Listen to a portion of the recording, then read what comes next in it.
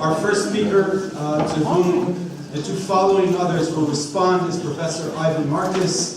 Professor Marcus, as I said, will be speaking 30 minutes and then to responses. Professor Marcus hardly needs an introduction in this forum and in this conference on the topic. But anyway, Ivan George Marcus, Frederick P. Rose Professor of Jewish History, Professor of History and Religious Studies at Yale University. His new book in press, Sefer Hasidim and the Ashkenazic Book in Medieval Europe, is forthcoming with the University of Pennsylvania Press in 2018.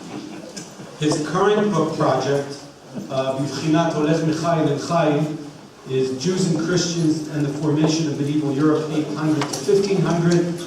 I would also mention here that Professor Marcus's important contribution to our discussion here today in the form of the numerous articles he wrote on Sefer Hasidim that both preceded and followed his frequently quoted seminal study of the topic Piety and Society, the Jewish Pietists in Medieval Germany, that came out with Brill in 1981.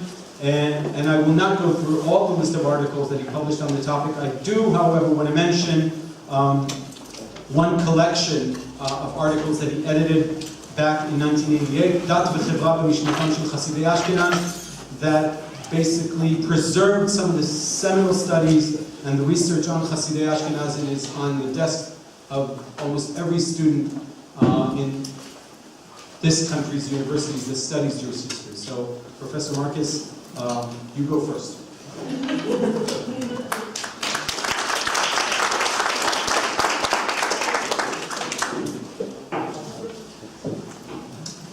Thank you. This is sliding. It's a slippery slope.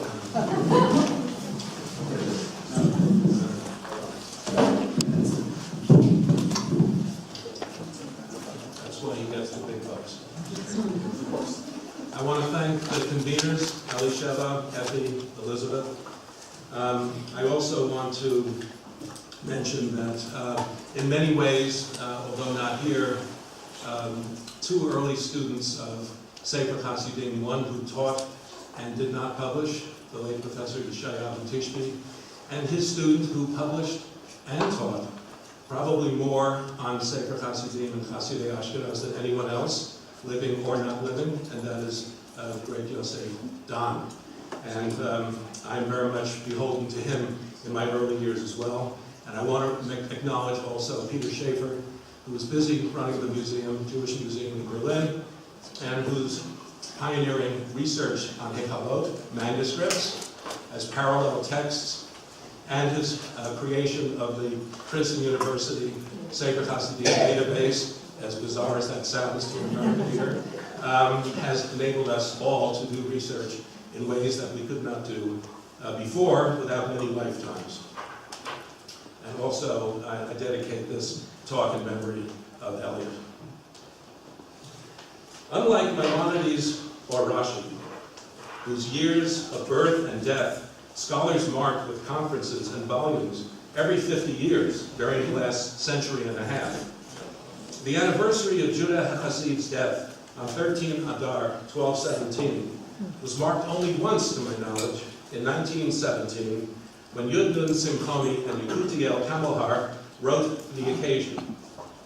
In the intervening 100 years, especially the last 30, we have seen an explosion of scholarly and religious scholarly editions, books, and articles about him and his student and relative, Elazar of Worms. At the World Congress of Jewish Studies in 2013, I proposed, to be funny I suppose, but actually meaning it, that Sefer Hasidim is not a book, and repeated that Hasidei Ashkenaz were not a movement.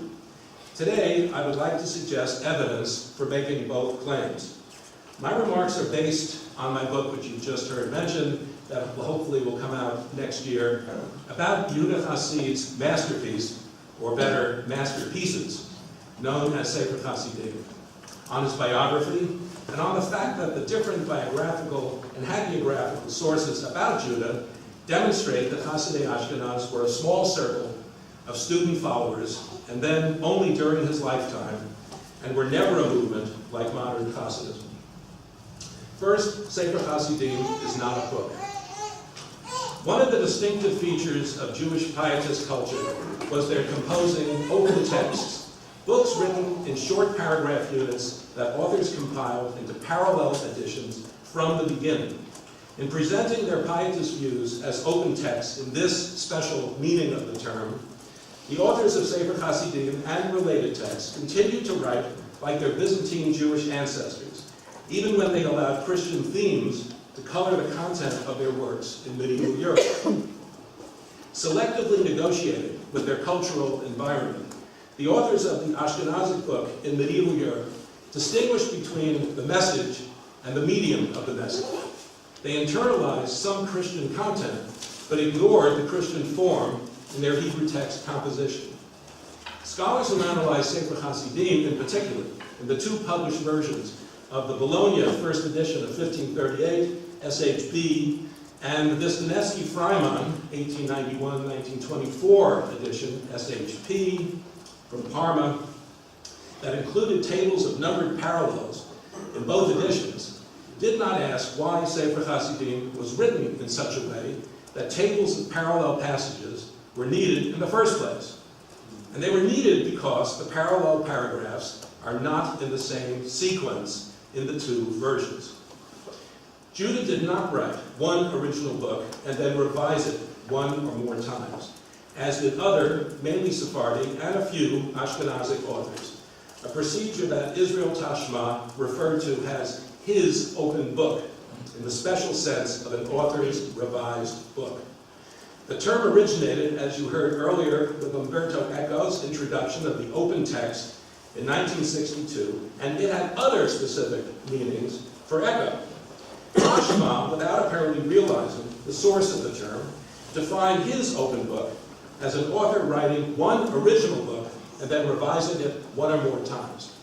We have the Rambam's annotated drafts to prove that he did this, and others did it as well, even in Ashkenaz. Sefer Hasidim was written as an open book with a specific different meaning of an author's writing parallel multiple editions, each consisting of hundreds of single paragraphs or small groupings of them. No single edition is the real Sefer Hasidim. All of them are. Simcha Emanuel once aptly compared, this was orally, the short disjunctive style of Hebrew composition in short paragraphs to Lego, referring to the colored plastic bricks manufactured by the Danish toy company, whose CEO recently said about his product that it, quote, acts as if it was glued, and yet you can easily take it apart. That is an apt way of looking at the modular or disjunctively constructed Hebrew compositions like Sefer Hasidim. This pattern of an open book that is different from the meaning Israel Tashma gave it is not unique to Sefer Hasidim or to many Ashkenazic Hebrew books. It's also to be found in some, but not most, Greek and Latin classical works. For example, David Constant refers to the Latin Romance of Alexander as, quote, a special kind of text, which I shall call an open text. He doesn't quote Eco either. That term refers to, quote, the way in which a certain kind of literary work is produced. For example, the Greek life of Aesop, quote, is composed in segmented fashion, and, quote, the textual history of the Alexander romance confirms the impression that the text presents of its segmentary composition, which may accrue or lose elements without damage to its structure. And he concludes that, quote, open texts then are by nature multiple, end of quote. Traditional form of book composition can be compared to a pyramid, and Sefer Hasidim to an inverted pyramid. Generally, we assume that an author composed a book once, and that it is preserved in one or more manuscripts. Scholars examine the manuscripts, divide them into families based on copying errors, create a stemma, or map of resemblances among the manuscripts, and ultimately try to reconstruct an author's original version. This model of the book may be compared to a pyramid, with the author's unique original version at the top, and various manuscript witnesses of it at the broad base. And this is true of most Western classical books, the Latin and Arabic traditions in the Middle Ages, and of the Hebrew or Judeo-Arabic books Jews produced in the Muslim world, It is not true, however, of Sefer Hasidim. In addition to composing books in small paragraph units, the book emerged from the beginning as different parallel editions of its many small component parts in the form of an inverted pyramid. At the broad top are the multiple acts of an author's composition, preserved as single paragraphs that make up the particular work. The author, or sometimes a student or relative, combined these short units of text into different versions of Sefer Hasidim that we can think of as the narrower bottom of the inverted pyramid. Sefer Hasidim then was not written as an author's single original composed work that he revised. Rather, the author composed hundreds of paragraphs, combined them himself into more than one parallel edition of an open book. Although we have over 20 manuscripts of Sefer Hasidim, there are only 14 editions. 6 of the 20 manuscripts are unica. They survive in a single manuscript. 5 other editions are each made up of 2 different but structurally similar manuscripts. The Bologna edition contains 3 more editions, making a total of 14. The single manuscripts that consist of different selections of independent paragraph passages are Frankfurt 94, Zurich 51, Oxford Neubauer 1098, the Zurich Fragment, Vatican 285a, which is the second part of the one that was published in the 1980s, and Freiburg 483, total of 6. The pairs of related manuscripts that also form editions are the Parma de Rossi 1133 with J.T.S. Boesky, former J.T.S. Boesky 45, that's one pair. Cambridge Additional 379 plus Oxford Neubauer 641, second pair. Vatican 285 and JTS 2499, third pair. Oxford Neubauer 2275 and Neubauer 782, fourth pair. And Nîmes Municipal Library 26 with Oxford Neubauer 1984, a fifth pair. In these cases, one manuscript survives that is like one other manuscript with respect to the basic structure of paragraph sequencing. Still, even when the majority of paragraphs in both are in the same sequence, some individual paragraphs are found in one but not in the other manuscript, testifying to the principle which I've come upon and inferred over time, testifying to the independent circulation of independent paragraphs, individual paragraphs. For example, the text of former J.T.S. Boesky 45 follows the structure of the Parma manuscript. Parallel passages are in the same sequence most of the time, but a few paragraphs found in former J.T.S. Boesky 45 are not in SHP, the Parma manuscript, and some 200 individual paragraph passages found in SHP are not in former J.T.S. Boesky 45. Similarly, Cambridge Additional 379 and Oxford Neubauer 641 are structurally similar. Although many passages are present in the same order in both, others are missing in one or the other, and similarly with the other pairs as well. In addition to these 11 manuscript editions, 5 plus 6, the first edition itself, Bologna, adds 3 more, since it consists of 3 topically arranged editions, which I've called SHP 1, 2, and 3, making a grand total so far of 14. Many years ago, in his doctoral dissertation, Simcha Kobit demonstrated the linguistic independence of the individual paragraph units in his dissertation and publications. His detailed comparative study of the language of SHP and SHB, Parma and Bologna, actually he used Margoglio, which is not the same as Bologna, showed that a single passage found in either one could be linguistically earlier than the parallel passage in the other. The textual quality of individual parallels varies, showing omissions by scribes based on similar phrase endings in both directions, and there are erroneous variant readings when any 2 or more text parallels are compared. The conclusion that follows from the structural differences of paragraphs in single manuscript editions and the pairs of Sefer Hasidim manuscripts, and from the structure of the first edition, is that some 14 editions exist, but they are not derived from a single original author's composition. Rather, all of them are parallel editions that draw on a reservoir of thousands of short passages. Judah HaChassid composed Sefer Hasidim in individual paragraph units that he and others combined into blocks of different sizes and then into different editions. In some cases, he produced notebooks, machbarot, of 100 or more passages, including duplicates that may include rewritings of single paragraphs. No edition was written as an original, single, integrated composition or book made up of chapters that was copied such that we can reconstruct it from the extant manuscripts. Hasidei Ashkenaz quoted Saadia Gaon, but they did not imitate him when it came to their form of book composition. In addition to these 14 editions, consisting of the 6 single manuscript editions, the 5 pairs of Sefer Hasidim manuscripts, plus the first edition that contains 3 sets of topical notebooks, there is one other edition, a 15th, that is made up of 3 manuscripts of a text called Sefer HaChasidut in Oxford Neubauer 875.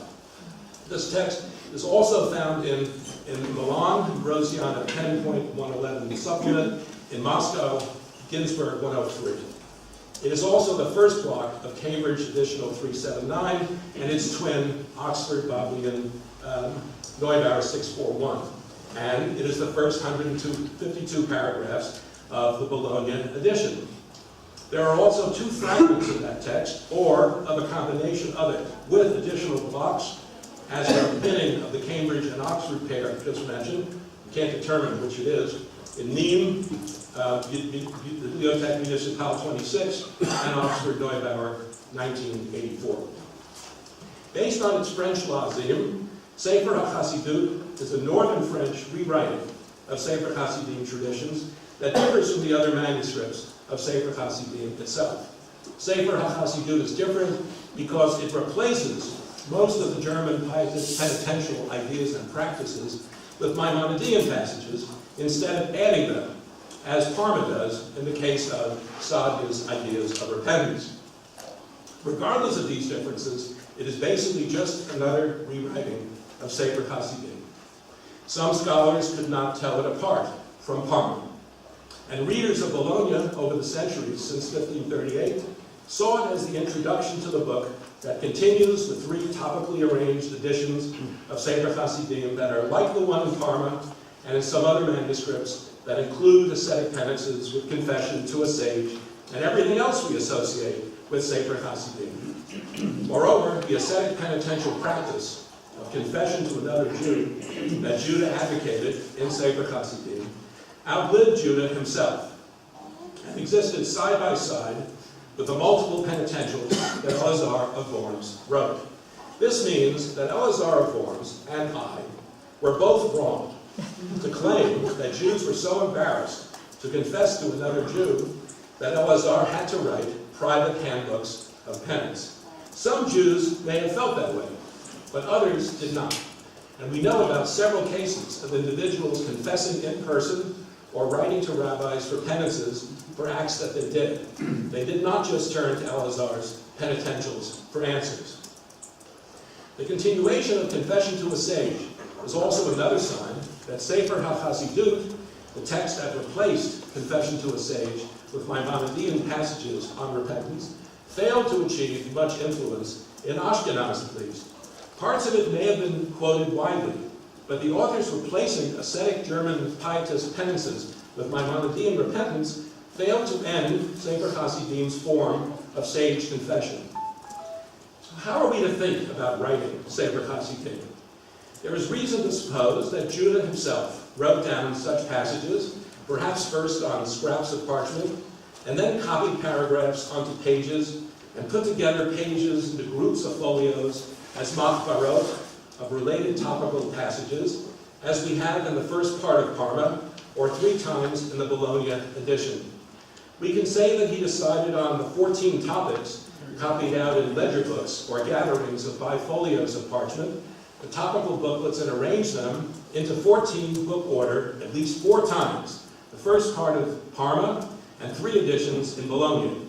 Some of the paragraph text units may have been left over for others to assemble into short manuscripts that we have. Still others put together passages that lack the features of the social vision and stories of the longest manuscript compilations. What is striking, however, is that a paragraph that has several parallels can have a better reading when it appears in a later manuscript than its parallel in Parma or in one of the other earlier manuscripts. I turn now to the second point. Hasidei Ashkenaz were a circle, not a movement. To understand the historical context of Sefer Hasidim and the other German pietist writers of open text, we need to look more closely at Judah HaChasid. But how does one construct a biographical profile of a Jewish religious figure that insisted on writing everything anonymously? Fortunately for us, his son and students ignored his admonition and often identified him as the source of different teachings that they learned directly from him. By looking carefully at these attributed teachings and comparing them to some of Judah's anonymously written stories in his Sefer Hasidim, and to let teach them, the anonymously written Sefer Hasidim attributed to him, a case of the rabbinic court baked in Regensburg, included in Sefer Hasidim, cycles of near-contemporary Hebrew and later Yiddish hagiographical stories told and written about him. The sources express different perspectives, but if we treat different types of sources appropriately for what each type can tell us, pieces of the mosaic fit together, and a picture emerges of Judah HaChasid and his world. Rabbi Isaac ben Moses of Vienna, died in 1250, was one of Judah's students in Regensburg. He gives us first-hand evidence about what Judah HaChasid taught him in person. This student's testimony contains credible evidence that Judah taught stories to his students orally. This suggests that some of the stories that Judah wrote down in Sefer Hasidim about a Chacham and his students may have started as Judah HaChasid's own oral teachings to his students. Sometimes we can almost overhear students and teacher exchanging ideas. In one case, Isaac tells us, quote, "My teacher, Rabbi Judah Hasid Zatzal, used to say, Haya Omer," and other students asked him, "Shalu mimenu," and he answered, the Heshiv.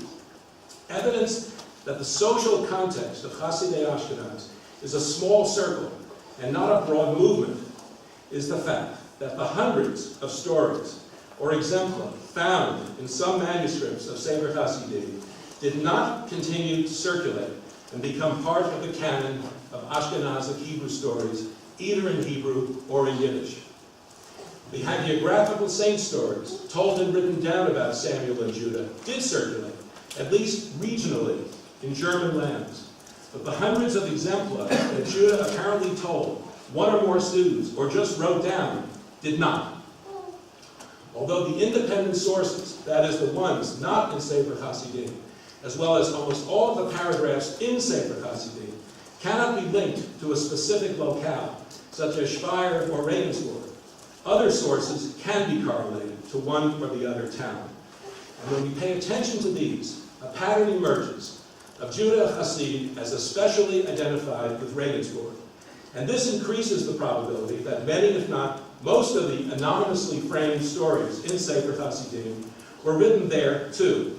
Moreover, some local traditions emphasize that when Judah HaChasid began his career in Speyer, he was forced to leave his home and migrate to Regensburg under mysterious circumstances. In addition, Sefer Hasidim preserves a question that an agitated but otherwise unknown Rabbi Ephraim ben Meir posed to the Regensburg rabbinic court, made up of Rabbi Baruch ben Isaac, Abraham ben Moses, and Judah HaChasid. The case involves 12 powerful and wealthy Jews in Regensburg who want to monopolize the synagogue honor of rolling up the Torah scroll in the synagogue on the Sabbath after it has been read. They want to take away the honor from other Jews who had done it before and contributed less to the poor fund. They contribute a significantly greater amount to the charity fund, and they want to form a monopoly to do it and edge out the complainant and others. Rabbi Ephraim notes that they do not deserve the honor, as there are among them Jews who do not know even a single verse of the Torah. Rabbi Judah HaChasid's answer is to continue to enable these wealthy Jews to support the poor, even if it is by unscrupulous means. Not to do so would rob the poor. The issue here is less halacha than chassidut, and his answer is not based on interpretation of Talmudic passages, but on his understanding of the Hasidic principles involved. The presence of Judah sitting in a court of rabbis who were not Hasidim seems to contradict the apparently isolationist teachings of German pietism in Sefer Hasidim. If he sat on a court, how could Judah describe Hasidim in Sefer Hasidim as being rewarded for suffering abuse from communal officials? But we should remember that the sectarian vision described in some Sefer Hasidim manuscripts, and in most of Bologna, does not advocate a withdrawn monastic community within or adjacent to the rest of the Jewish community. It teaches that individual Hasidim who lack influence should avoid associating with other Jews or with Christians so that their pietism is not compromised. In the present source, Judah is part of the local Beit Din, enjoys influence and authority. The outcome of the case shows him able to convince two other rabbis of the merit of his approach, even though it is based on his values of Chassidut and not on Talmudic argumentation. The social dynamic of Sefer Hasidim presupposes a fluid situation of some Hasidim having power some of the time and others lacking it. The Regensburg court case is an example of Judah Hasid having some power. And for this reason, we do not have any basis for seeing a conflict here between Judah's being part of the local court and his views about Hasidism expressed through the exempla that are found in some Sefer Hasidim manuscripts. Hasidei Ashkenaz were never a movement, but a small circle around Judah. He produced paragraphs about both social and personal matters and created the notebooks with the stories and concern about social as well as personal living as a Hasid. That utopian vision was not a social reality, as described in the book, but does overlap in some ways with his biography, as we learn from sources not in Sefer Hasidim. When he died, most of the social critique aspect of Sefer Hasidim died with him. But because manuscripts with Judah Hasid's sectarian vision did not get copied later, does not mean that Sefer Hasidim and related writings had no influence. The observation that the social program in the long Sefer Hasidim manuscripts, especially Parma and the first edition, but also in most of Cambridge Additional 379 and in Oxford Neubauer 641, did not get enacted, does not mean that customs described in many of the manuscripts did not become part of Ashkenazic Judaism. German pietism is a much greater complex of ideas and practices than Judah's utopian social vision, and the former cannot be reduced to the latter. Kalanamide family practices associated with Passover, such as removing 16 drops of wine from the Seder cup to mark the 10 plagues, and the 3 words before and the 3 acronyms after them, or their Shavuot custom of teaching a small boy the Hebrew alphabet, having him lick honey from a slate or eating cakes on which the alphabet is written, had such influence that we still do both today. The remarkably selective influence of Sefer Hasidim traditions, related writings of Judah, such as the practices he advocates in his Salafat, which means commands, not will, and Elazar of Worm's halakhic, penitential, and esoteric writings still needs much more research. Several conclusions follow. Storytelling is not always a sign of popular culture. Judah told stories to his students, like Isaac ben Moses or Zerubbabel, who wrote down a few. Storytelling can be an elite phenomenon, and in Judah's case, it was. There is no evidence that he preached, and that the stories were for sermons. Elazar of Worms did preach, but he did not produce hundreds of stories as Judah did, as we see from their absence in Elazar's Passover sermon that Simcha Emanuel discovered and published in 2006. Elazar may have also departed from his teacher's ways by seeking to publicize to his community some pietist family teachings and customs. Judah wrote down his inspired ideas, but communicated them orally only to a few. On the 700th anniversary of Judah HaChasid's death in 1917, Yudnun Simchoni objected to Moritz Gutermann's interpretation of German Hasidism as a reformist program for German Jewry, and noted that the extremist demands of Sefer Hasidim were designed for the few. As we mark the 800th anniversary of Judah's death in 2017, we should acknowledge the merit of Simchoni's conclusions. Thank you.